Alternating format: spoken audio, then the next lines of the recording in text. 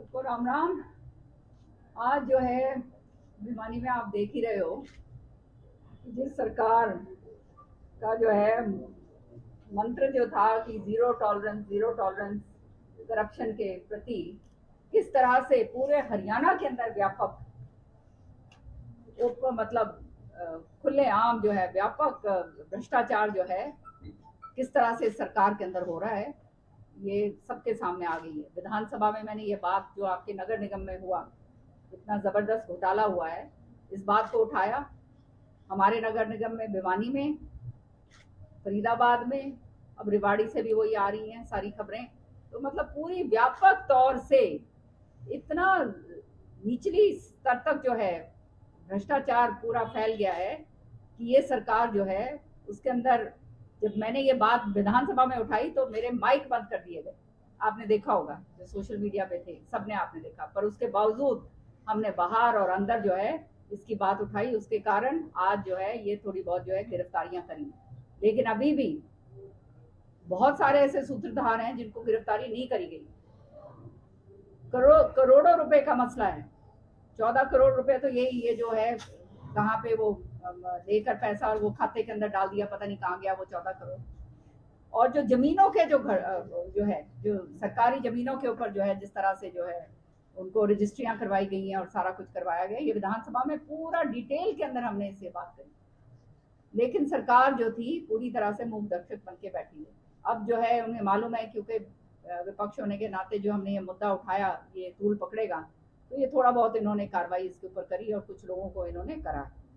सच्चाई ये है कि ऐसा गिरफ्तारियां तो कर ली हैं, पर गिरफ्तारियों से खाली क्या होगा। कुछ लोग तो जो जिनको गिरफ्तार करना चाहिए वो आज भी बाहर खुलेआम फिर रहे हैं। मैं कहती हूँ कि उनको गिरफ्तार करना चाहिए जिनके नाम इसके अंदर सम्मिलित हैं।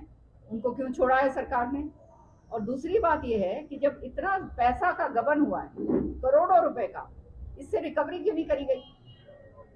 आज तक जो है रिकवरी की बात नहीं हो रही है। अगर सरकार इसके अंदर पूरी तरह से उनकी नीयत साफ है तो जो ऐसे लोग हैं जो ये घोटाले के अंदर पाए गए हैं उनसे रिकवरी करी जाए। उनकी जो प्रॉपर्टी है उनको अटैच करा जाए तुरंत।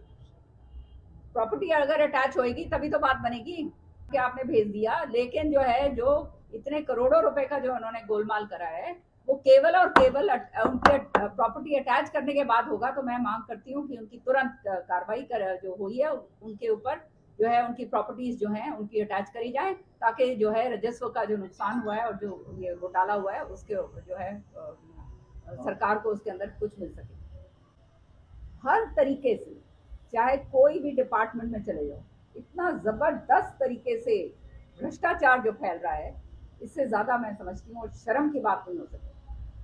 और खुलेआम सदन पटल के ऊपर ये कहते हैं हम जीरो टॉलरेंस की बात करते हैं। मतलब इनके किस मुंह से ये बात कह सकते हैं। शर्म भी नहीं आती सदन के अंदर ये बात करते हुए, जब जानते हैं खुद ये आपका शराब का घोटाला हो, चाहे ये आपकी ये जो सारे ये जो नगर परिषद के जो घोटाले हैं, घोटाले ही घोटाले हो रहे हैं। और सरकार जो है पूरी तरह से उसको जो है पर्दा डाल के उसके ऊपर रेत फेरने की बात करती है। हर वर्ग जो है त्रस्त है, बुरे हाल हो चुके हैं। आदमी को ये नहीं मालूम चल रहा कि मैं करूं क्या। देखिए क्या हाल हो गए हैं। जब तक चुनाव थे यूपी के, और ये 3 चुनाव थे, जब तक तो ये बिजली के बिल और ये पेट्रोल के बिल, डीजल के बिल बढ़ाए नहीं। अब चुनाव खत्म होते ही जो है 101 रुपए प्रति लीटर पेट्रोल, कहाँ जाएगा आदमी।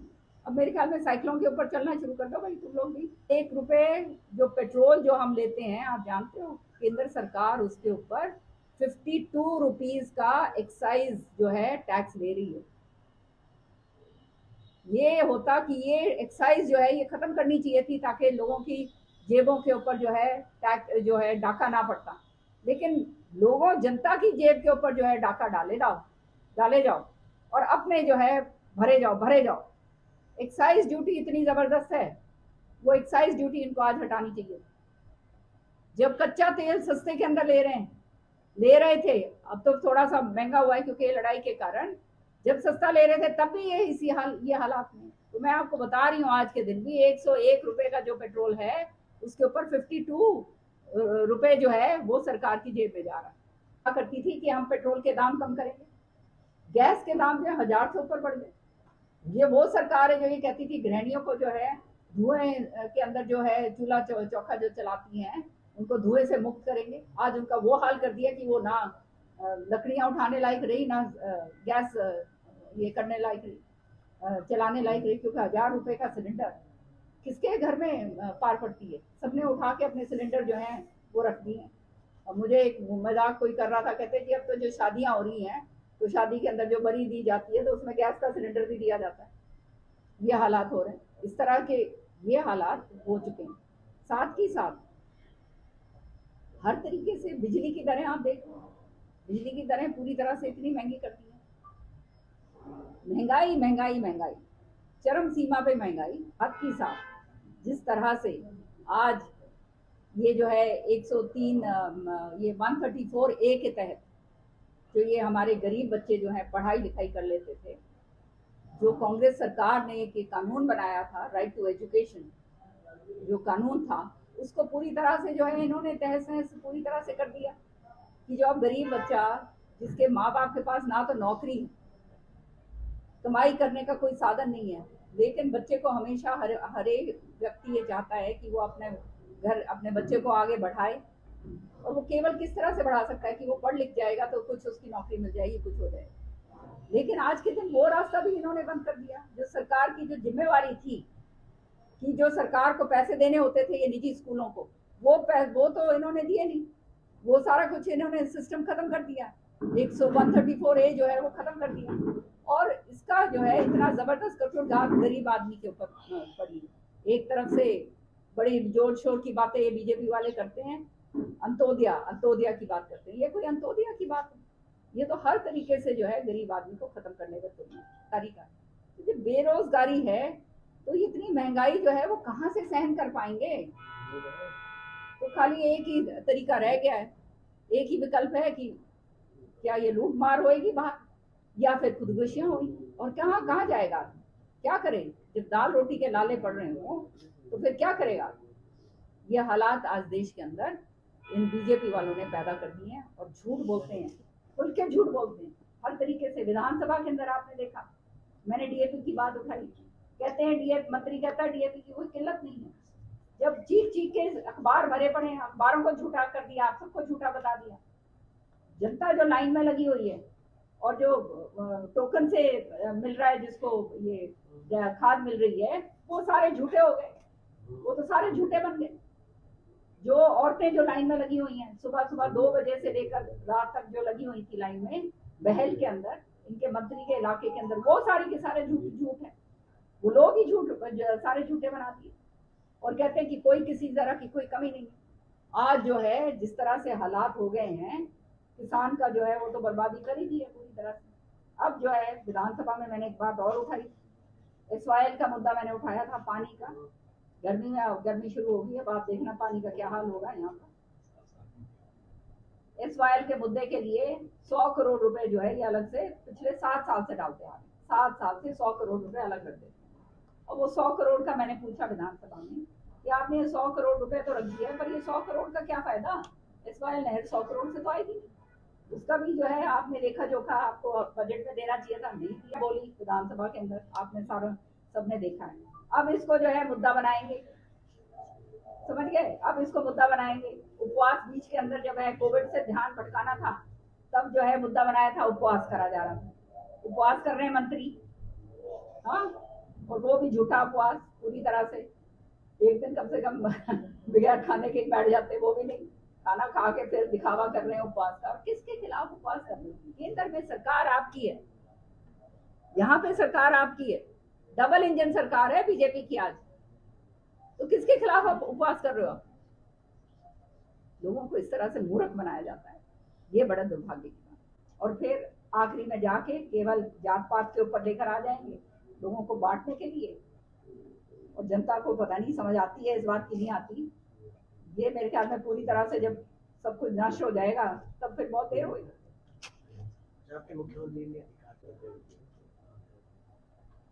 देखो ये सारी चीजें जो हैं आज अहम मुद्दे क्या है, महंगाई, अहम मुद्दा है पानी, अहम मुद्दा है रोजगार, यही है ना। ये मांग कर रहे हैं, ये कर रहे हैं, कोई कोई मांग करता रहे, ये सारे ध्यान भटकाने वाली बातें हैं।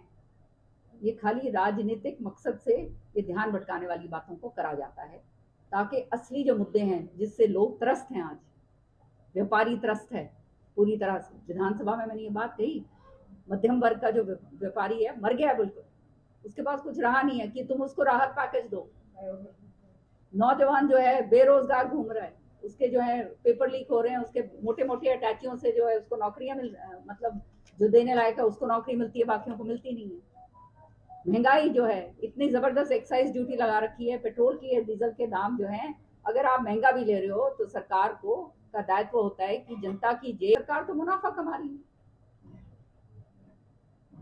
सो ये इस तरह के ये जो हैं, ये सारे बयान और ये सारे बयानबाजी होती है, जो ये सारा ध्यान भटकाने की बात है। जनता को ये बात समझ आनी चाहिए। देखो, ये प्रजातंत्र है और जनता जो है, जनता जनार्दन जो है वो सर्वोपरि। जनता ने जो जिसको लेके आना है जनता लेकर आएगी, जनता ने देखना है। हाँ, ये बात है कि मैं तो ये समझती हूँ कि आने वाले समय में जो भी नेतृत्व करेगा अपने इसका, चाहे जो भी है, उसको ईमानदार होना पड़ेगा, उसको जात पात से दूर होना पड़ेगा, बेदाग छवि का होना पड़ेगा, तभी आगे काम बनेगा, नहीं तो काम बनने वाला नहीं। बदलाव हो रहा है, कहीं बदलाव नहीं हो रहा।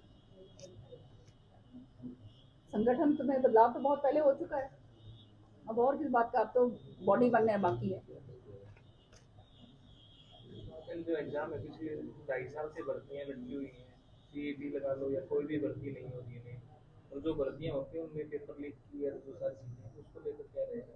ये विधानसभा में बहुत जोर शोर से इस बात को उठाई थी मैंने कि ये जो है भर्तियां जो हैं, पेपर लीक हो रहे हैं, वैसे दे के जो है सारा कुछ सिलसिला चल रहा है। तो जो बेचारा बच्चा जो है, कितना ज़बरदस्त मानसिक तरीके से उसको प्रताड़ित करा जा रहा है। पढ़ाई लिखाई करता है, मेहनत करता है, एक एक पैसा बचा बचा के माँ बाप उसको जो है उस स्तर तक लेकर आते हैं, और फिर पेपर लीक होते हैं और मोटी मोटी अटैचियों के जरिए जो है जो पैसा दे सकता है वो लगते हैं। तो इससे ज़्यादा और शर्म से डूब मरने के लिए हमारे प्रदेश के लिए और क्या होगा। आज हम प्रदेश के अंदर नंबर 1 पर हैं बेरोजगारी के अंदर। CMI की जो रिकॉर्ड निकाल के देख लो, उसका जो है 37 पॉइंट कुछ प्रतिशत के ऊपर जो है हमारा जो है बेरोजगारी दर पहुंच चुका है। इसका मतलब हर तीसरे घर के अंदर ये हालात हो रहे हैं, हर दूसरे तीसरे। 5 तारीख को, अभी तो पक्का तय नहीं हुआ, हो गया जी। कब क्या हुआ है, अभी भी आया हुआ बुलाने का वाला। चंडीगढ़ के तो देखो ये फिर से वही बात आ गई, ये पूरी राजनीतिक बात है। अब इसको ये भुनाने की चक्कर में रहेंगे। सच्चाई ये है कि चंडीगढ़ जो है वो बराबर से हरियाणा का भी है और उनका भी है, और ये किसी के कहने पर किसी के पास जाने वाला नहीं, समझ गए। अब जो है वो कुछ कहेंगे, यहाँ से सत्र बुलाया जाएगा, यहाँ से वो होगा, ये सारे के सारे असली ध्यान भटकाने वाले मुद्दों से आपको परे लेके जाने वाली बातें हैं। सच्चाई ये है और कुछ नहीं। विधानसभा के अंदर हम भी पारित कर देंगे, कुछ होना थोड़ा है। आप समझ रहे हो, ये तो सब बेकार की बातें। जनता को समझना चाहिए कि किस तरह से ये राजनीतिक लोग जो है आपका मूर्ख बना रहे हैं। मामले की शुरुआत चंडीगढ़ जाने वाला है, ये तो बेकार की बातें हैं। कहीं नहीं जा रहा चंडीगढ़ हरियाणा। हरियाणा के कृषि मंत्री अब दिल्ली के मुख्यमंत्री से पानी की मांग करते हैं, SYL का पानी को दिलवाएं, क्योंकि दिल्ली को भी पानी की जरूरत है।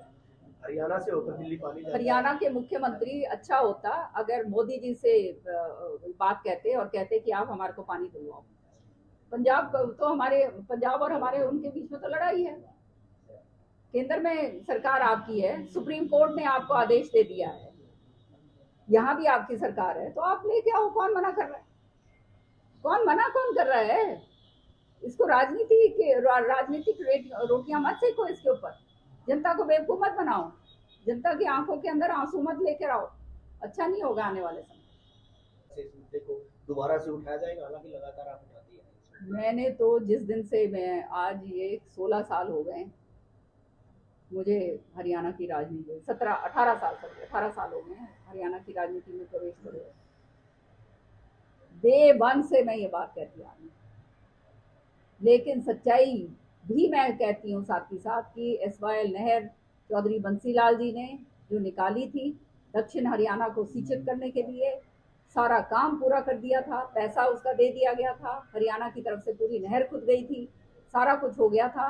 उसके बाद जो सरकारें आई उन्होंने उसके ऊपर राजनीति करी और आज एसवाईएल नहर जो है वो राजनीति की भेंट चढ़ चुकी है। अब ये खाली चुनाव के समय पर या ध्यान भटकाने वाले समय पर ये बातें जो हैं बार बार उखर के आएंगी। कभी एसवाईएल आएगी, कभी हरियाणा चंडीगढ़ आएगा, कभी कुछ और आएगा। सच्चाई ये है कि असलियत के अंदर आज जनता त्रस्त है, बेरोजगारी से त्रस्त है, महंगाई से त्रस्त है,